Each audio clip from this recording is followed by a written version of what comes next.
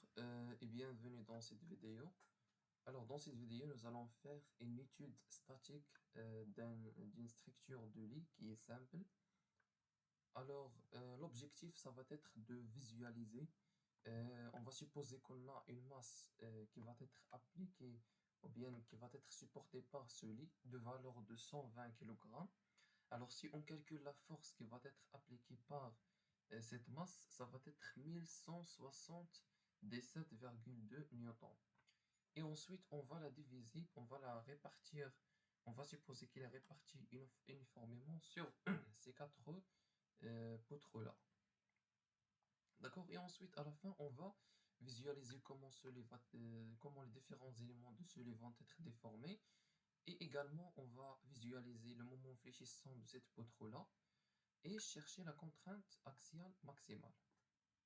Alors, on commence tout d'abord par créer une étude statique. Donc, j'appelle structure de lit. Je clique OK. Alors, je vais considérer tous ces éléments de cette structure comme des poutres.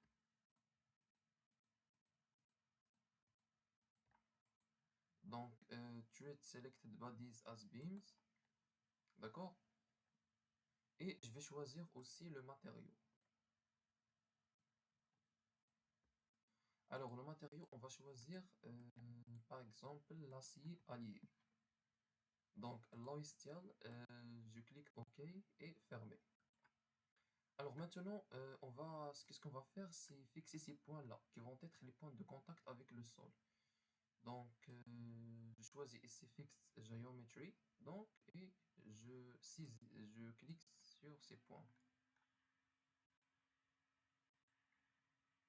Alors, je clique OK. Alors, comme on avait dit, on va considérer une masse de 120 kg qui va être supportée par ce lit. Et on va considérer que oui, et on va considérer que cette force va être uniformément, c'est-à-dire ce poids de cette masse va être réparti uniformément sur ces quatre poutres ici. Alors si on calcule la force qui est si on calcule la force qui est ou bien le poids de cette masse, ça va être 1177,2 newtons. Alors si on la divise par 4, donc on trouve 294,3. Donc c'est-à-dire sur chaque poutre de ces quatre poutres, une force va être appliquée de 294,3. Donc ce que je vais faire, c'est aller vers force. Donc je choisis chacun de ces quatre poutres, top line, et ici je cible la valeur de 194,3 et j'inverse la direction. Alors on va faire la même chose pour les trois qui restent. Je sélectionne top lane et la force, c'est 294,3 newtons. Et je clique OK.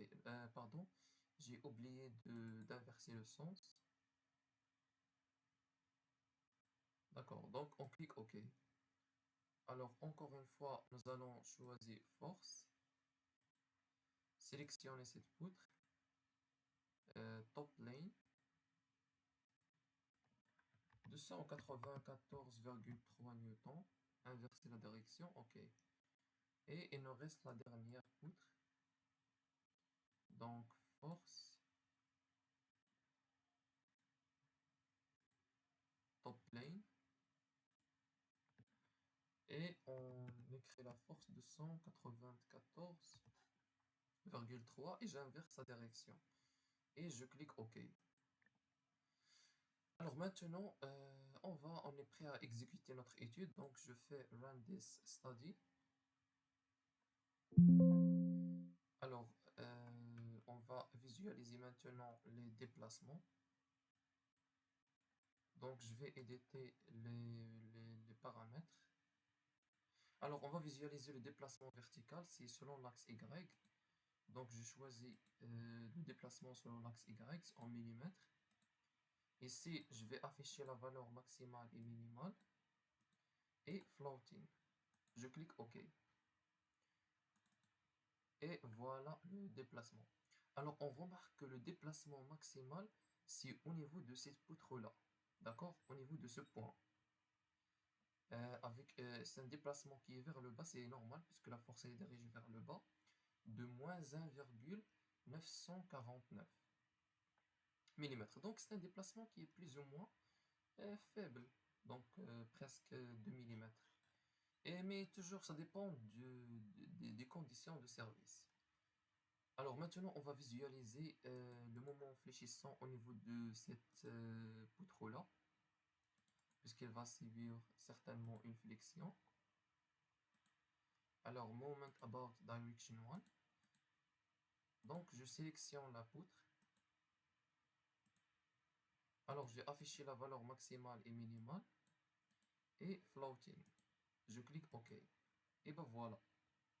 Il nous donne le diagramme du moment fléchissant.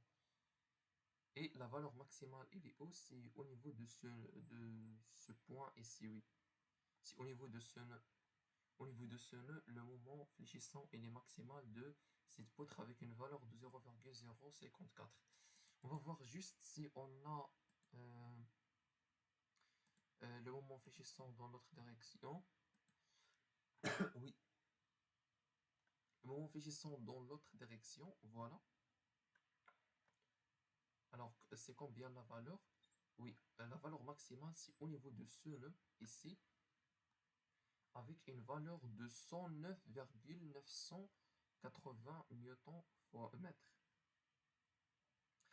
D'accord, donc maintenant, on va visualiser les contraintes axiales. D'accord? On va chercher la contrainte axiale maximale. Non, oméga pascal. True scale. On va afficher la valeur maximale et minimale. Floating. Et je clique OK. Alors voilà. Donc la valeur maximale, c'est au niveau de cette poutre ici. On remarque que la valeur maximale... pardon, je vais vérifier juste une chose. Oui, c'est bon. Alors la valeur maximale de la contrainte axiale, c'est au niveau de ce point ici, avec une valeur de moins 1,480, moins 1,495. Donc c'est tout ça pour c'est tout ce qui est pour notre étude de cette structure simple de lit. Et au revoir.